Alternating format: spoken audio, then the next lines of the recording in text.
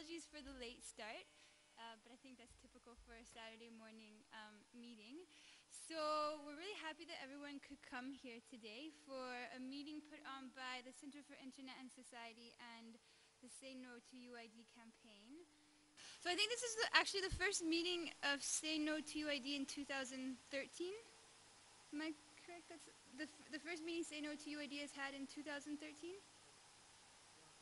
I know, but for this year. Yeah, so this is the first meeting that they've had in 2013, and of course they're hoping to have more. And today I think we're going to try to talk about both the UID scheme and the NPR scheme and clarify some of the confusion that we believe exists out there about both schemes. I think it's very clear from news items that you can get a different picture depending on what newspaper you read or who you talk to or which official is reporting on it. So to help clarify this, we provided a background note which kind of goes through the basics about each scheme, talks about what is it grounded in? So for instance, the NPR is grounded in the Citizenship Act and the UIDAI, or the UID is just a bill right now, and try to clarify the differences and the similarities between the schemes. And then we're also going to be talking a little bit about the impact that UID and NPR will have on governance and citizenship as it goes forward, and some of the connections between UID and this thing known as big data.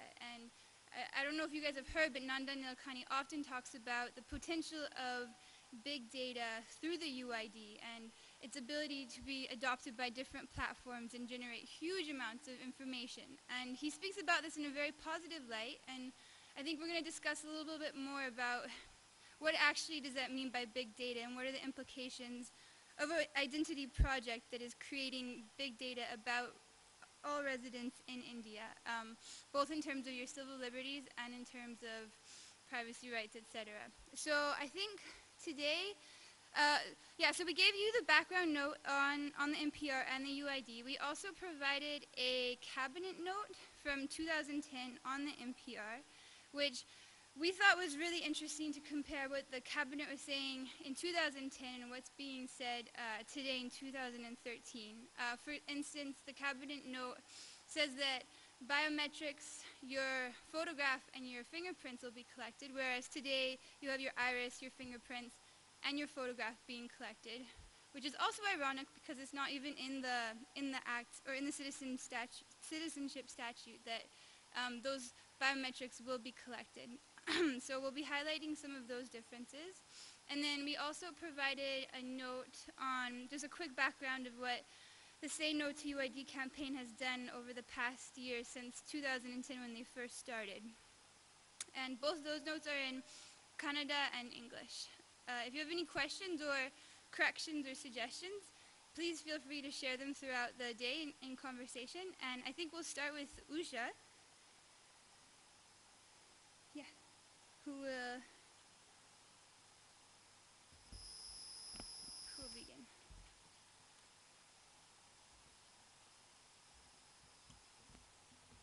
Each of us needs to be introduced. I thought we don't need to make it so formal.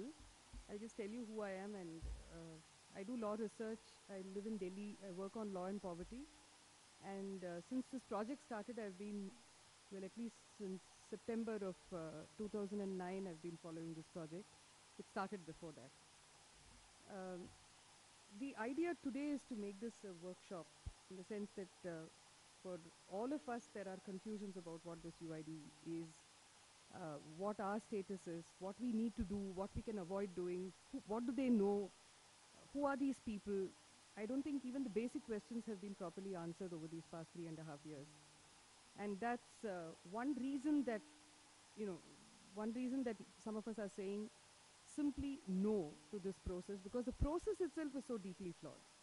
It's a process that's not a governmental process. It doesn't have the kind of public discussion that you can compel upon a government. Parliament has rejected it. There's a series of things that have happened, and there seems no answerability at all in this. So one reason for starting on this premise that this UID is a bad idea at this point, one reason is because It's not just about the project anymore, it's also about the process and what we are doing with the process. I'll just briefly set out some things. I'm not going to be comprehensive or anything, but just to set the tone for what our issues are, what are the kind of questions that we have. I won't repeat what's in the note, although some of it might overlap. But the idea is not to present the note. The note is already there. It's to say some, a few things that we need to consider, and which should inform the way in which we respond to what the state is giving us today. Some of those big things, some of the major things that there are. The first thing is that this is a project where the link between the UID and the NPR is really not known. Nobody tells you clearly what the link is between the NPR and the UID. We do know this much, that the NPR is in the Registrar General's office. It is with the census, the same person who deals with the census is also dealing with the NPR. That same office is also dealing with the socio-economic census. It's also dealing with the caste census. So there is a range of collection and databasing that's happening within the Registrar General's office now. And that's all in with one agency. But that's a state agency. It's a declared state agency which has certain set of rules by which they are supposed to operate. We'll figure out whether they are or not in a little while. The UID is very different in that it is not clear what the status of the UID is. The first thing, of course, I think all of us know is that there is no there's no statute that either gives legal status to the UID, nor is there a statute which limits the powers of the UID or says how the UID should function, how far it can go, where it should stop, what is an offense within this whole business of collecting data, what are the protections that exist for a citizen, how mandatory or voluntary can it be. There is nothing. Since there is no law, it's being done as it pleases the person who is implementing the project. So that's one. Now when you talk to the UID people, and this has been happening through the past 3.5 years, they'll tell you that no, we are legal, we are a legal entity because we've been set up by an executive order. And that is true. They've been set up by an executive order which is dated 28 January 2009, and they were set up within the Planning Commission. But that executive order is only an executive order. Under the Constitution, you cannot just conflate executive power to make rules and to create whatever with the legislative power of the state. Now, given the, for instance, you can have a ration, you can have a program for giving rations to people through an executive order, because you're offering a service. This is how the the government implements its agenda. It's perfectly possible for them to do it. That is where they want us to. That's how they want us to view the UID. They're saying this is just just a facilitating mechanism. It's been set within the Planning Commission, and it will help us deliver services. The problem, however, is that that's not all it does. It is collecting data, it is keeping data, it's using data, it's sharing data, and it is doing it on untested grounds. Each of these has consequences. Now, all of us, I think, recognize that the way in which technology is now entering governance, it's changing the nature of the relationships, of various relationships. So, for most of us, I don't think we want that there should be no technology used in governance. We acknowledge that technology exists. We also believe that technology is a good tool. So it's not about saying no to technology. It's about saying no to certain uses of technology, which is a completely different thing. And in the reason, therefore, that it's important that the UID comes within a law is partly because of the kinds of effects that it will have, a project like this has, on people, on individuals, on communities, on peoples of various kinds, on values such as citizenship. It has huge impacts on the relationship that people have to demanding services from the state.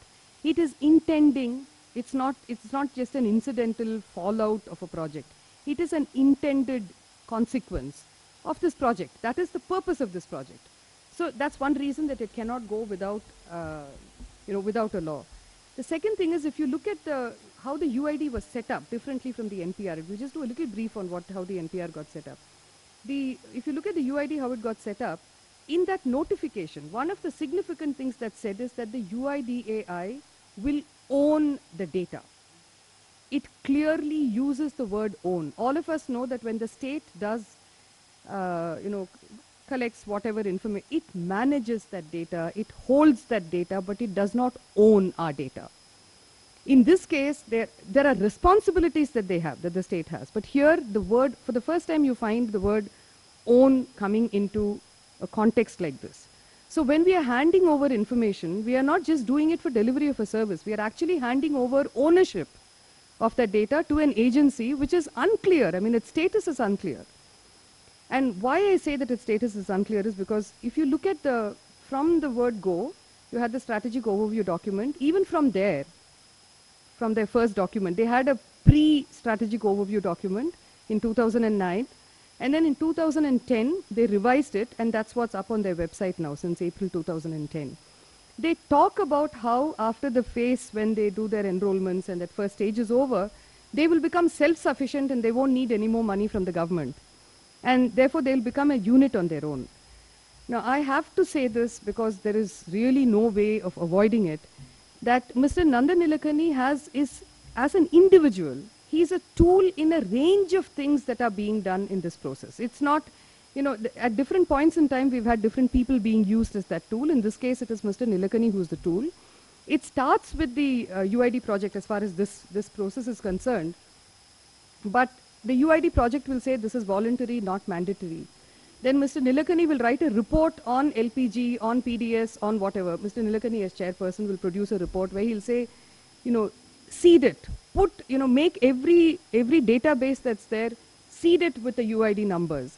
Make the UID number a necessary part of how you're going to be delivering that service. So he himself, while he putting on his hat as the UIDAI person, will be saying that, no, it's voluntary, we have, this is not mandatory at all. Will then be producing reports where he says that this will be, make it a necessary part of that functioning or they can't get delivered services. Then he produces another report where he says, all this data that is emerging, these are not things, the government has a lot of data with it. The government is incapable of dealing with all this data. So what you need to do, therefore, is to create these things called National Information Utilities. It's called the TAG-UP report, TAG, that's Technology Advisory Group on Unique Projects. That report is, Mr. Nilekani was the chair of that report too. And he says, they say that you create National Information Utilities. Hand over the data that the state has in its various, it collects data in various capacities, in various silos, it keeps it. It says you need to manage data better. So you hand it all over to these National Information Utilities, and then they will be, and I'm just quoting him because, I'm quoting that report because it's, there's no other way of, if I paraphrase it, it'll lose its meaning. But he says, these will be private companies for a public purpose, and acting in the public interest. And they will be profit-making, but not profit-maximizing. So if this is not just a twist of language, I don't know what is. So there is a very clear line that we can see between the ownership of data by the UIDAI, the lack of any kind of clear status about who, and if you look at the bill that was produced in the middle, in 2010, they introduced a bill after a lot of pressure from all of us. And when that bill came on, what that bill essentially said was that this will be a statutory body independent of everyone else and it will deal with everything internally. Even launching a prosecution when my identity, there has been a fraud on my identity, the only person who can launch that prosecution will be the UIDAI. So that bill was only going, what it did essentially was to give all the powers that, it just gave powers to this agency. And there was no, there was no protection really that existed for any of us. And then you have the National Information Utilities coming in. So it's important to understand this because when we first noticed the significance of this was when in the Parliamentary Standing Committee report, the report says that the National Informatics Center had made a representation to the Parliamentary Standing Committee telling them that they had been saying from the beginning that a database like this that is created should be held by the government. It's only when we heard that we realized that it's not being held by the government. It's being held by some other agency. And who this agency is, just because it sits inside Planning Commission, Planning Commission itself is difficult to have any control. If you look at what the Planning Commission can do, it can plan, it can suggest, it can do a lot. It cannot do anything that will violate our rights of any kind. Whereas here, the UIDAI, because of the kind of data it collects, because of the kind of convergence of data which is intended, this convergence of data is not an unintended consequence. Tracking is not an unintended consequence. They are saying we'll be able to track people wherever they are and be able to deliver services to them. Basic thing is they can track. So these are things that you cannot do without some kind of statutory protection for citizenry. And that simply doesn't exist. So that's the UID. The NPR, it's after the Kargil, when the Kargil Review Committee came in, constantly they tell you that that Kargil Review Committee 2000 had said that you need to create a national citizen database. That is not correct. It did not say that. What the Kargil Review Committee said was that in the border areas, because you have this problem of infiltration, to be able to handle that, they just in passing, they said you could perhaps give the people there a national, a card which is a local card which will tell you that they are Indians, they can quickly show it to you. Maybe that will help you check infiltration. It was a passing comment. There was nothing more than that. And they did not suggest. No, okay, Matthew disagrees with me. So perhaps, just say it now, Matthew. It's a workshop. We don't have to.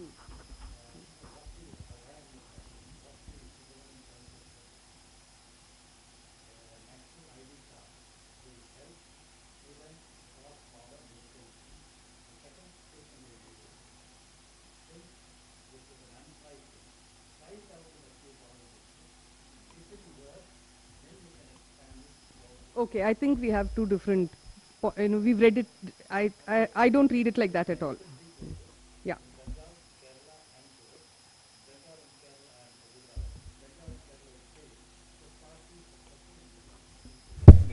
Yeah, so I think what we should do is each of us read the document ourselves because we have two different interpretations of this. But it did not say that you must have a national population register. I think that much is clear. To give, yeah. Okay, so that we are agreed on, the rest we are not.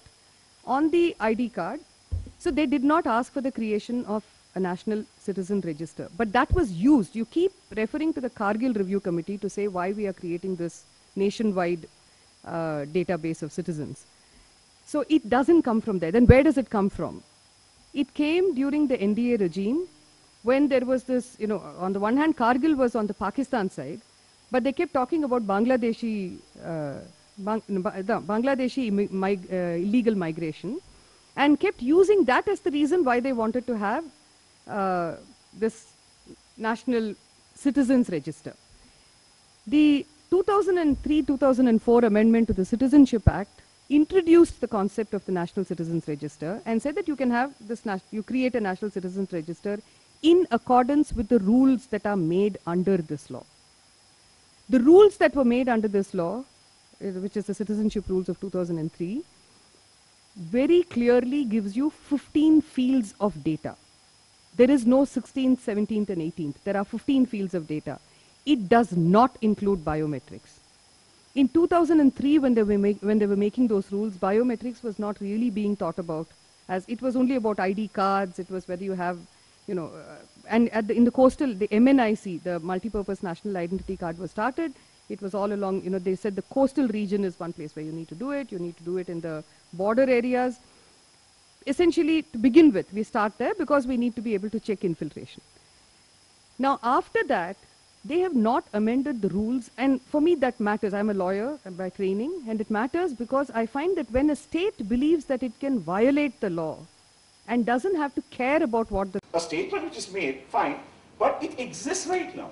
Your data is not happy right now. Whatever you've got in FIR, I can access an FIR if I want. If I want to get a gender specific thing, I can get it. So there is no security to any data which is happening in India right now. The only thing that you're saying is that with the UID, it makes it easier for me to get it. That's all. No, I think UID does more than easier. It interlinks everything. Whereas NPR is taking a certain amount of data just for, for security. Whereas UID, because it's connecting with the health, with it's connecting with the finance and things, we have more insidious situation where, you can have... I'm talking of not NPR versus UID. I'm saying the absence of NPR and UID, a person in governance who has got a bad outlook in life can get any data that he wants of any community and use it how he wants. Correct. That's reality. No, no, to an extent it's right.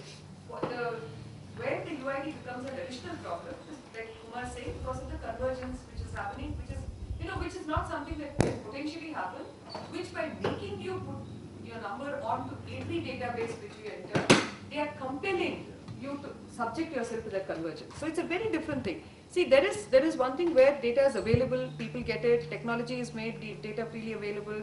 You can't really hide yourself anymore when you have this technology. That is true. We need to deal with that at one level. But there is another level. I'm asking the targeting issue. When they say that UID can use to target. You know, but you don't need malice. No, see, right? no, you don't need malice. With the UID, you don't need malice to be able to doing this. This is the routine that's being set in. And so you have to start somewhere with that battle. The UID has shown us the extreme to which it can go. So that's the project. So we start with the extreme, and also, quite honestly, there are a number of things that are being thought through because of this. Three people cannot make a democracy. 3 people can destroy it.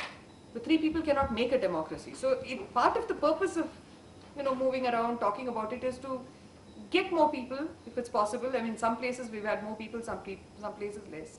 But I think it contributes to our understanding and thinking of this whole thing. But just on a smaller and more minor kind of thing now, some of the things that we can do which were being asked. See, this is a project where all of us know that this is only an experiment. And we have no means of verifying this experiment because of the kind of thing it is. We thought. But now we find actually people who have UIDs need to go for what are the kinds of problems that we have. One is biometrics. One is there really deduplication? Is it actually producing unique numbers? Will you get it only once? Will you not get it more than that? I think we need to do a lot more of monitoring this project through experimenting with it. So if people have already got UID numbers, that they go and register in 2-3 places. See whether they get, I know of at least one person who's got more than one UID number. But even if I would say, okay, that's maybe an aberration. Maybe it won't happen all that frequently. Anivar also knows somebody. Anivar knows somebody who's got, one person has got 3. And when we went to Alvar. Right now, 2 is common in most of the parts in Kerala. Because NPR and UID are both enrolling. And in the case of students, there is even 3 UIDs in some cases because they are also enrolled in the school. So this is a usual case. No, and that's enrollment, Anivar. Are they getting the numbers? Yeah, they are getting numbers. Different numbers. Yeah, different numbers. Anyway, so I'm saying that that kind of experimenting is something we need to do. Just for us, because it's for us to engage with the system. If it's a good system and people find that it works for them, that's fine when they use it. If they find that it's not a good system, and because I honestly think that this is an irresponsible experiment on a whole population. Apart from the tracking and all the rest of it, it is dumping stuff, making guinea pigs out of us with, you can't do it at this level. We are not a pilot country, and that's completely ridiculous. So we need to do some of these things too, where when people do get the UID, okay, either there are some of us who don't want the UID, we'll resist it as long as we can till maybe we get picked up, put in prison, and in that process they'll take our fingerprints and then they'll issue the number. There's nothing we can do about it at that stage. But this is one thing we need to do. The other thing, I think it's written in the background document, there are cases which are in court. Matthew is part of one of those. There are other cases in different places. One of the fundamental things that we are trying to get through that is essentially, is as an interim measure at least, to tell them stop making it mandatory because there is no readiness in any case. At this stage, there is no readiness. Without mandatoriness, if the UID is able to proceed, which they were not able to do earlier, then we'll figure out how we think about it. But this coercion and compulsion and oppression is something that in any event we have to resist. I think that. Yeah. But I think that there Can is we, another serious problem. Yeah. Another serious problem is that, because the neoliberal agenda and I think you raised that there is a huge amount of stuff that is happening on the poor right now, and anybody who's going to resist, whether it is against a nuclear plant or whether against a mining area or what, this UID, by this convergence of data, you can actually freeze their accounts, you can freeze their rations, you can freeze, and you can cut the resistance off. Now, who will want the data, right? The companies, the banks, or whoever else that are freezing, microfinance companies, you've already mentioned, right? Why do they want it? Because then they can, go after these people, they're already killing them and committing them, or making them commit suicide. But here there are direct dangers. And I think to say that we cannot educate the poor about it is a problem, because I think the future is the poor. It's not going to be you and me that are going to be attacked. Maybe you and me, because we are resisting. Our bank accounts might be frozen too, but I think we can survive because there will be somebody else that can help us. But I think at the grassroots level, the people that will have to survive, or who are struggling for their lands or struggling for their EWS little house or whatever else they're going to do, they will be just completely decimated. And once the large majority is decimated, it's very easy to control, Yeah, I think we'll take that also up. And you have another question or point? See what others have to say about it. First is to say no to UID. Like I've been working in Mysore, and that's one of the pilot districts for the cash transfer scheme. So what's happening is, what we were talking about school children.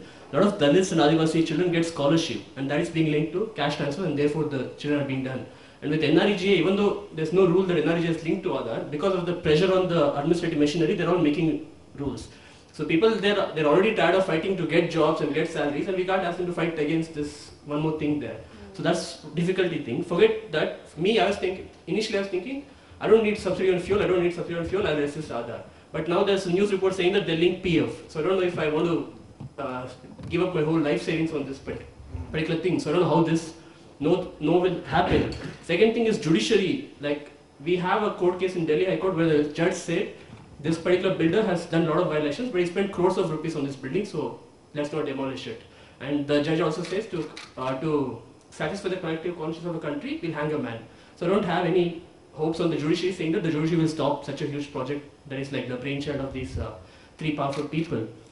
And the second thing is, in terms of security, I read this in The Hindu that Accenture and a few other US companies are consultants for this project. And the US laws make it mandatory for US companies to share all the data they have with. So even the US government has access, forget about this. Yeah. All the data. Like, any data that the US company has access to. All companies. No, what data? What data? Any data. But it's If not they just have. US Okay. company that No, I friends don't Okay, understand. I'm not sure. Okay, maybe I got the technicality wrong, but I'm saying, even if you forget these small things like duplication, blah blah blah, given the communal and other regional chauvinism of the state that is displayed, I don't think this UID can ever be safe, even if you forget the individual. Thanks for that. We'll also have to look at really how what we are talking about here is whose agenda is actually being pushed. We all said that there is a convergence which is happening. There is a lot of convergence which has happened on many other, whether it's funding organizations, whether it's multilateral, bilateral. So if the Planning Commission can be seen as the point of this convergence. So the way that the Planning Commission was conceived maybe in the 1950s was probably a little along the commanding heights of the economy or the planned economy, etc., etc. And so that is where actually the transition or the transformation has also already happened. So what Anant was talking about earlier in terms of governance, we should actually look at, if the Occupy Wall Street groups were really coming together to challenge certain changes in governance or changes in the way lobbies were really working, to draw maybe a crude parallel, what would happen from the point of view of the corporates to look at what would actually be to Occupy policy. Occupy policy in terms of, of course, if you take the specific instance, the Bangalore Agenda Task Force as an example in the early 2000s, would actually draw us to saying that not only we should be a task force, but we should also be a implementation task force. There's no difference between the way that this kind of Occupy policy that has happened, convergence which actually brought together ideas from different people, and you can see that in the, I mean, those of us who have closely read the book, I am not one of them, but I could see that many ideas from many different people and many different sectors of society have been brought together in Nandan Nilekani's book. So I think that actually brings out the way quickly a policy level posting or appointment can take place, bringing all those agendas together, and actually that is what is happening in the Planning Commission. So this happening in 2009, or the process for it to happen started with the Bangalore Agenda Task Force and its model here. So if there is a public-private partnership model which talks about urban development and urban agendas for the corporates to participate in, and they set the agenda and then they start implementing the agenda. To that extent, I think the way that the JNNURM came about, and JNNURM is closely linked with the same 3 or 4 people who are also involved in UID. UIDAI have common people from certain different sectors or different organizations. I mean, I'm not going to go into details here, but we all know who they are. And they are actually sitting in different decision-making committees or decision-making organizations, and in an expansion of the way that civil society can be involved with or participate in policy making and decision making. So I think, I mean, let's not discount the fact that this form of Occupy policy has actually been able to push through a number of these agendas, and we can go over them in detail probably in future meetings as well. Sorry, Anand? I just wanted to make a... I just want to complete, but then after that we'll have Colonel Matthew to talk about a little bit on what the current status of the different RTIs are. I'll just ask Anand and then I'll complete.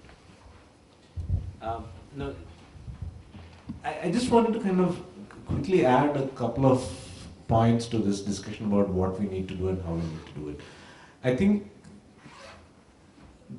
the UID is not an abstract concept, right? It's only in its details.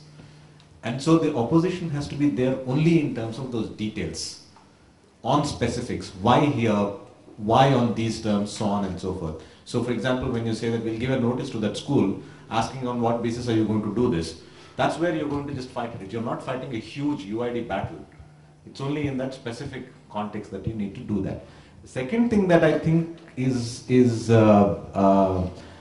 worth thinking about is that we all know that some kind of urban renewal was necessary.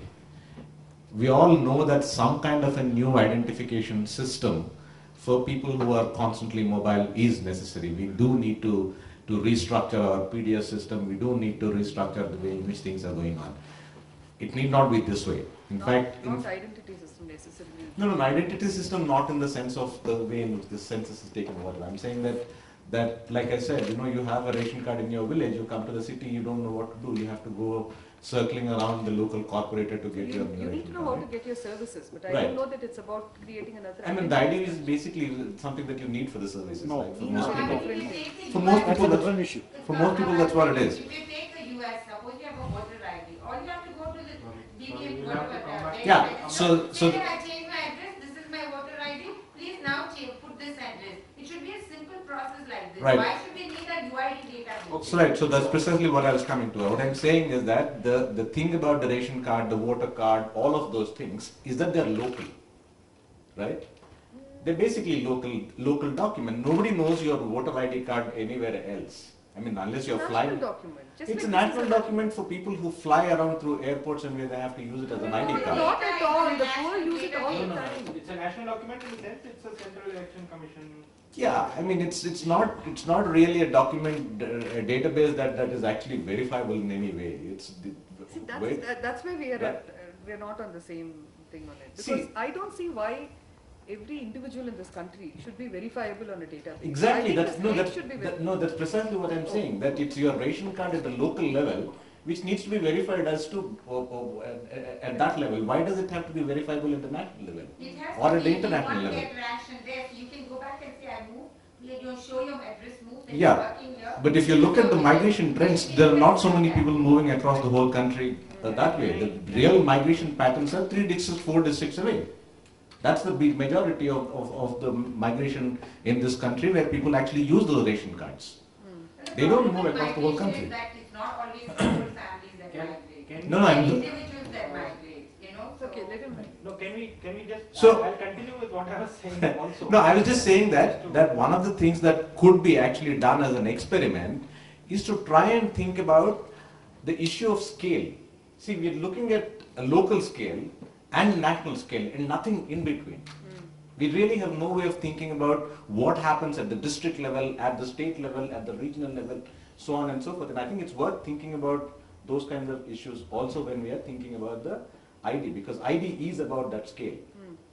Right? There are certain things which you need at the local scale, certain things you need at the national scale. You need a passport to cross the international boundary. You don't need a passport to get something local. Yeah, in fact, that's what we are saying. We But don't why want. why would you need that kind of a document for something that you need local? Yeah. Sorry, We'll take up more of this also in the discussion. I mean, what I was just saying earlier, I don't think we have seen the kind of attacks that took place on all the corporates, IBM, Microsoft, Honeywell, the last 3-4 months. All these big corporates in the US, all their websites got taken down. I don't know if, I mean, I'm not keeping track of this, but it came up in one of these. So the Chinese were seen as major culprits, and the Chinese were seen as backed by their government. That who were the real culprits? I'm not sure if can you tell us if there's any of these hacking which took place? No, sorry. If any of you can tell us. The New York Times has published an article on the Chinese and which all websites they So have. I'm just saying that if you're looking at it at a global scale, any of us can see the way that the scale of population which we are dealing with, the only comparable country is China. And Chinese experience in terms of ID, I have not studied this or anything, but I just looked through this in the last few days to look at what has happened, what has changed, or what is moving. A first generation ID of China, which the news reports claim is to keep in with the developed countries moving in with IDs, is in 1984. In 2003, a decision is made in the Chinese highest levels to move in for a second generation ID. And that second generation ID has come into force from 1st January 2013, this year. The same time, the same date as the DBT, DCT thing which happened with any number of districts. So I mean, we can say that this is not a comparison or parallel or anything that we are saying, but the only thing common is that there are so many, the population to deal with. A population which is already to a larger extent urbanized in China, but India is much more urbanizing now and will continue to urbanize in the next 20 years, 25 years. So agenda of ID may be the common thing, but here in India, you make one more addition and bring in biometrics. That is one, I think, which is not parallel. I'm not sure. The Chinese thing is. It has fingerprints. No, they decided against that. They stopped it. Okay, they stopped it due to some reason. Okay, they stopped it. Okay, so but there is also a parallel when we are talking about urban.